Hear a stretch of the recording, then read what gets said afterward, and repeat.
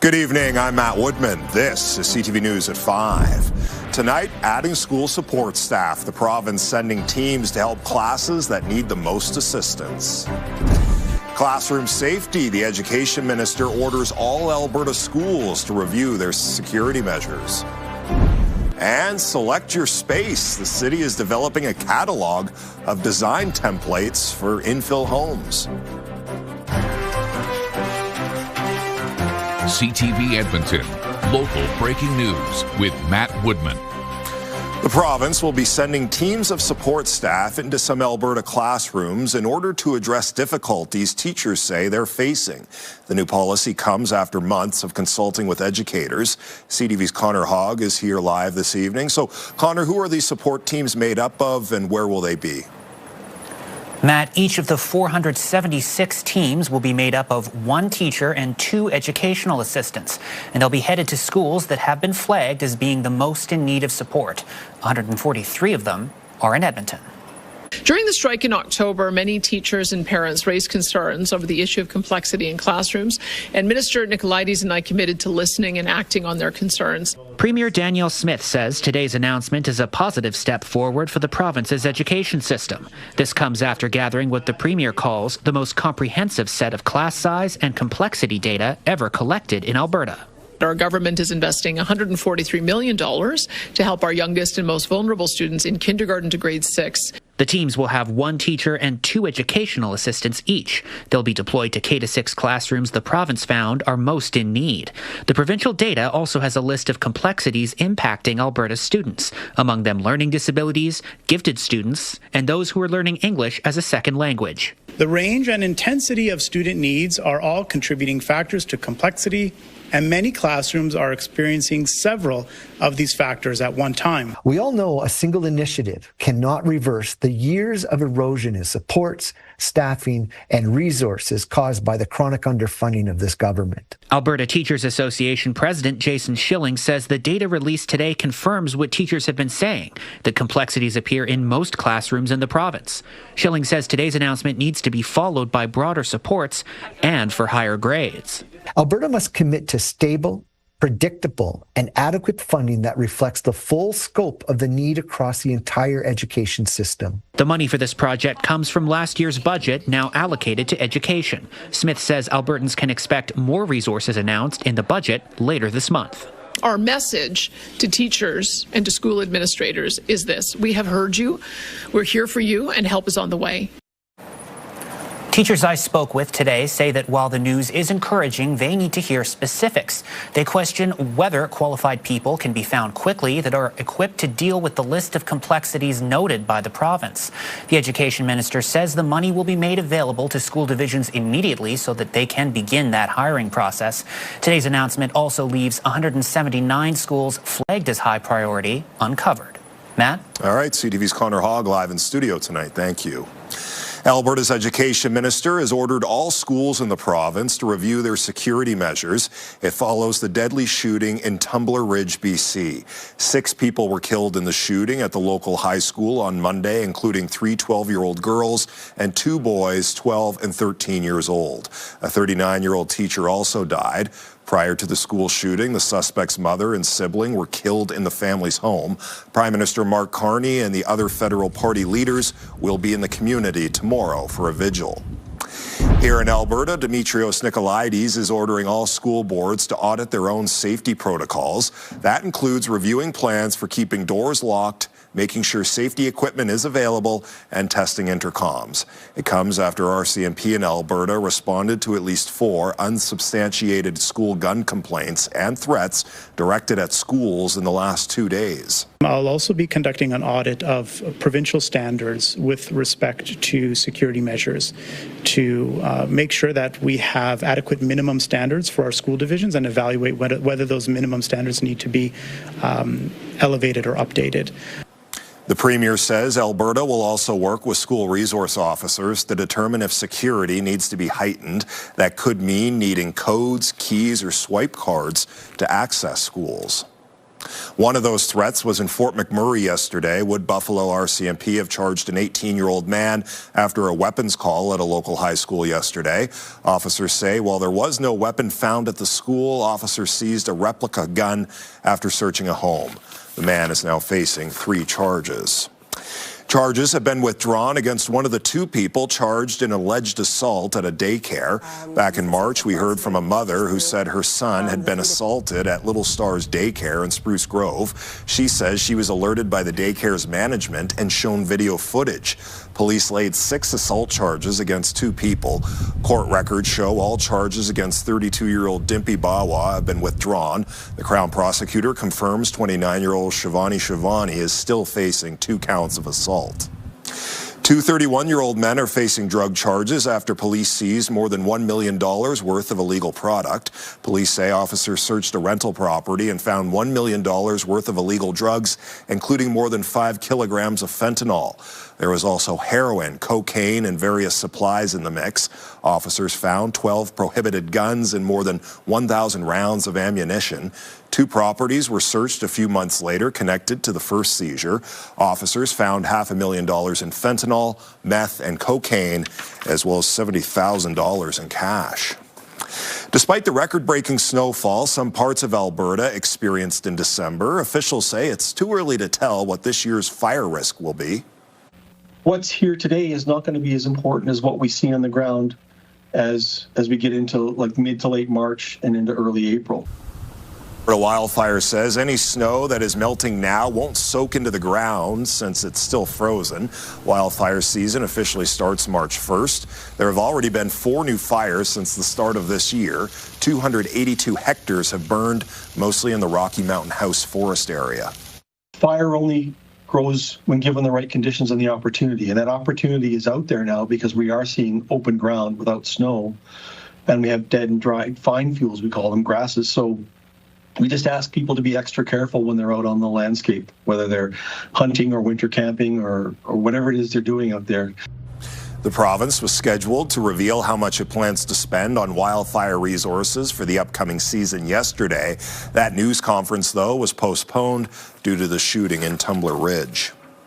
The city is developing a catalog of design templates for infill homes. It says the templates will make the building process easier and faster in Edmonton. Right now, permitting takes about twice as long for infill as it does for home builds in new neighborhoods. The city worked with the Canada Mortgage and Housing Cooperation on a catalog of infill templates the CMHC published last year. It includes designs of different sizes targeted at different regions of the country. The city spokesperson says the catalog it plans to release will have designs that align with Edmonton's specific zoning and neighborhood character. We want to promote a diversity of options for housing within the city, and these infill designs can be of a certain high quality standard if we have the ability to help create them. And so that's one of the biggest focus. The city is using up to $1 million in federal funding to develop the infill templates. It expects new or amateur developers will use them the most. Staff are still determining whether the templates will be free to use and expect them to be published by the end of the year. Yesterday, we told you about a bear cub rescued from a deck in Slave Lake. The cub is now being cared for a wildlife organization north of Calgary. Today, the people who found the cub sent us this video. Ben Fiddler says his wife stores bird seed in the box. He says she was surprised when she opened the box to get some seed to feed the birds and saw the cub inside. Fish and wildlife officers rescued the cub. Staff at the Alberta Institute for Wildlife Conservation suspect the cub's mother was killed. AIWC says without her guidance, he couldn't gain the weight needed to hibernate. It hopes to release the cub back into the wild in June. Why bother hibernating, Josh? It's been so warm out there lately, although I can't bear to hear it. I hear it's coming to an end soon. It is getting really, really cold. Winter's going to growl once again next week. -3 for your morning low today. That's on par with the average daytime high for this time of year. 7 degrees for your daytime high this afternoon, so 6 degrees off the record. -13 is the average low. We've got a string of days coming next week that'll be close to the average lows. for daytime highs. So we're going to kind of flip things.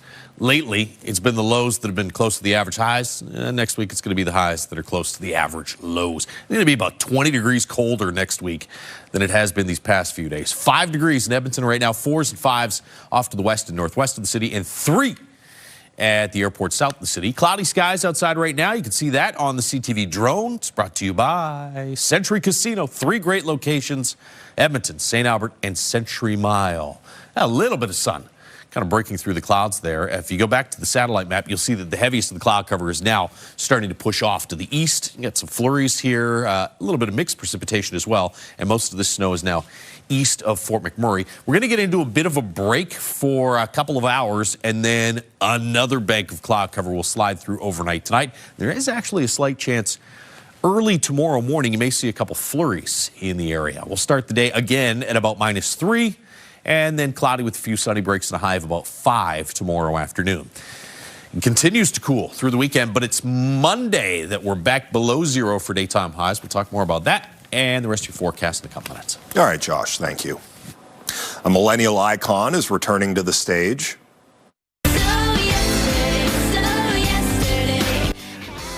Multi-platinum global superstar and actor Hilary Duff will be back in Edmonton, bringing the Lucky Me tour to Rogers Place next January. She'll be touring her upcoming album, Luck or Something. Tickets go on sale next Friday at 10 a.m., the same day her new album will be released. Coming up next on CTV News, the Grey Nuns Hospital becomes the first in Edmonton to offer a new way to help new moms. We think it's a really great option to offer our families. Programming brought to you by James H. Brown Injury Lawyers, the heavy hitters of injury law. You're watching CTV News at 5. More than 8,000 Albertans are sharing their horror stories from visits to emergency departments as part of a new CUPE campaign. Elaine Bonfield is participating in the online campaign, pushing the province to declare a healthcare state of emergency. She says she visited a Calgary hospital twice while experiencing severe chest pain and received no help after waiting upwards of 8 hours. On her third visit, she received a referral for a scope, which was deemed semi-urgent. The wait time for her scope, though, is between 5 and 10 months. Over the past 3 weeks, 25,000 signatures have been collected for a petition titled State of Emergency in Alberta Healthcare. The Premier responded by saying every time her government uncovers a problem, she solves it, touting new family doctors and a new nurse practitioner model. There's no question more work needs to be done on the first point of access people have going into emergency room and making sure that emergency treatment beds aren't filled with patients waiting to get a bed on a higher floor. CUPE says while Alberta's population has increased by 37%, hospital beds have only increased by 13%. Grey Nuns Community Hospital has become the first in Edmonton to offer donated human breast milk for newborns. As CTV's Miriam Valdez-Carletti explains, it's a way to feed babies while parents wait for their own supply. Inside this room is a fridge filled with donated breast milk for newborns. We think it's a really great option to offer our families. There's a lot of situations where women... Last month, the Grey Nuns Community Hospital started offering donated milk to parents beyond just NICU babies. The milk comes from Northern Star Mother's Milk Bank in Calgary. Northern Star Mother's Milk Bank accepts donations of milk from screened donors from all across Canada. Many here in Calgary and in Edmonton. The donated milk is offered to parents who can't yet produce their own. And the hope is that their own milk would be in by that time. If it's not, then they can purchase up to 10 bottles while they're here in the hospital to use and to take home. Each of these 120 milliliter bottles are $19. While parents can choose formula for free, this Covenant Health clinical nurse specialist says human breast milk has added benefits. For the baby, really, it is a first dose and a great dose of the vaccination and infections. Anderson says selling it in the hospital can prevent parents from looking for shared breast milk that hasn't been pasteurized and is potentially unsafe. If they have an infection, if they have certain bacteria, if they have HIV, if they have HSV, if they have any of that, that can pass into the breast milk. And if that is shared with another baby, that baby now will have it. Covenant Health says it plans to expand the program to Misericordia Hospital in the spring. Parents wanting to buy pasteurized breast milk can also buy it from co-op pharmacies in Chappelle and Hawkstone. Miriam Valdez-Carletti, CTV News, Edmonton.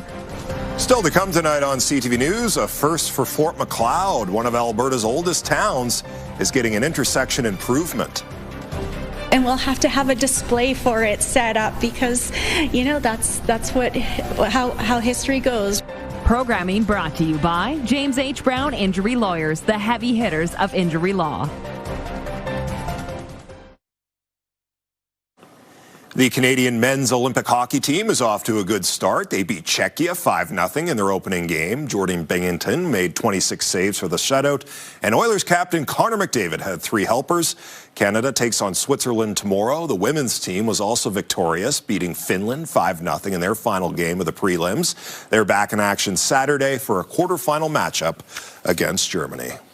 Really hard to get some work done in the newsroom today, Josh, with everybody watching the Olympic action on TV. Exciting times. Yeah, at least it was over early, right? Yeah, I think that game was done before noon. Yeah, yeah. Not used to that. Take a look outside right now. It has been a cloudy afternoon as you look through the River Valley Skycam. That's still the case. Skycam is brought to you by Action Furnace. Fixed right over 3. We're at 5 degrees in downtown Edmonton right now after a high of 7.4 earlier this afternoon. 5 in Fort McMurray, 5 in Grand Prairie. You got a 3 in Red Deer right now. High level on the other side of 0, -3. Wind hasn't been bad in the Edmonton area. We've had some really gusty conditions, though, in through western and northwestern Alberta.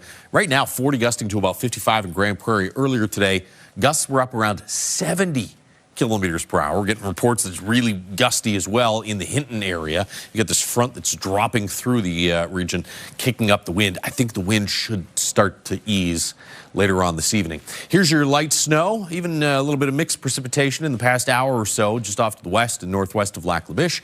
Doesn't look like this is going to amount to all that much, but it will slide through. In Edmonton, you can see the breaks in the cloud cover off to the west. That's what we'll get into for a couple of hours, and then the cloud cover will thicken up once again overnight. Watch tomorrow morning. Little narrow band of some flurries or some light snow from around Edmonton off to the west, southwest. I don't think this amounts to anything, if we get anything at all, but there might be a few flurries kicking around tomorrow morning, then mostly cloudy skies through the afternoon. Again tomorrow night, you might see a little finger of precipitation slip in from the west-southwest. That again is not part of any big system that's coming through, so you get a chance of some flurries early and then again late, but no real significant snow until next week as the cold air starts to drop in. As far as Saturday's concerned, you get some snow here across the south and in through western parts of the province. We'll start the day cloudy on Saturday and then get some sunny breaks in the afternoon. -3 in Fort McMurray tomorrow morning, -5 for Grand Prairie and Red Deer, about -3 here in the city, in the 3 to 5 degree range in east central northeastern Alberta. 3 degrees with some sunshine for Grand Prairie and a handful of degrees above 0 in Whitecourt, Edson, Jasper. Red Deer's up to about 5 degrees again tomorrow.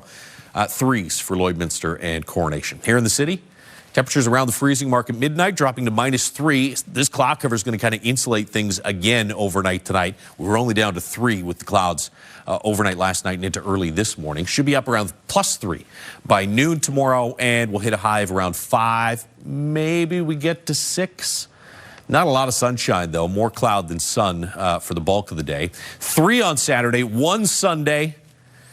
Temperatures gradually starting to cool. That's still above average, but look at this, -4 on Monday. Chance of flurries Monday late in the day. Snow very likely for Tuesday, potentially significant amounts of snow. That could be a good dump. And windy as well with a high of -10. Beyond that, it gets even colder as daytime highs slip into the -teens for the middle to the end of next week. Mornings in the -20s, and that cold air probably sticks around right to the end of the month. All right, Josh, thank you. Southern Alberta's oldest town is about to get an upgrade, one you may be surprised to learn it didn't already have. The town of Fort Macleod has announced it will be installing its first ever traffic light on Highway 3 more than 134 years after the town was founded. Town officials say about 11,000 vehicles pass through the intersection each day. The Fort Museum says the project will be one for the history books. One day we'll be talking to people and we'll be saying, yeah, like, can you believe it? Back in 2026, that's when they first got their first traffic light, you know, and we'll have to have a display for it set up because, you know, that's how history goes. The traffic light's been around since the 1920s, so the town is actually older than the traffic light. That traffic light expected to be up and running by June. When we return, Cupid cutbacks, why more Albertans are changing their dating habits and going out less. CTV News at 5 continues.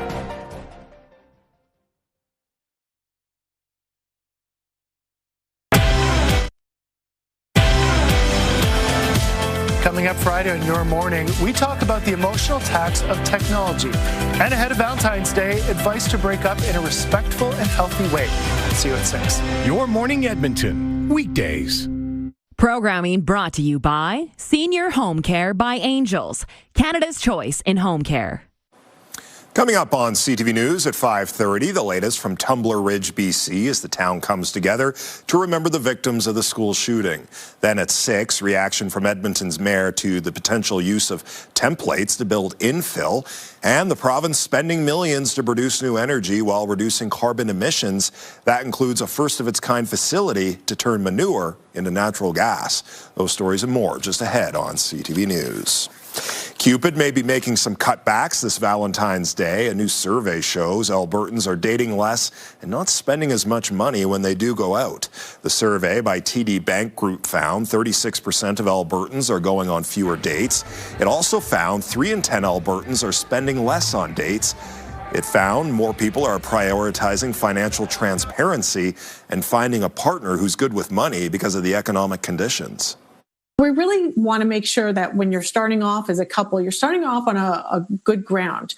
Financially, what we take a look at is that people really build as part of that financial goals, financial plans. It's that underlying trust, right? That underlying partnership, that, you know, responsibility that you're assuming that partner has. I think a lot of people are just like, I don't want to be doing this anymore. It's really hard. It's expensive. It takes a lot of time. I think a lot of people are just feeling the burnout of dating. The survey also explored some of the top reasons Albertans would end a relationship. They include bad spending habits, risky investment decisions, and not offering to pay for anything. A sweet festival is taking over Old Strathcona. The Old Strathcona Business Association is bringing back the Sweet Treats and Latte Festival for a 6th year. More than 40 businesses in the neighborhood will be selling things like ice cream, cookies, lattes, and hot chocolate. The association says it's designed to bring people into Old Strathcona for what's typically a slower season for businesses. And that's our show. Thanks for watching. I'm Matt Woodman. CTV News continues right now.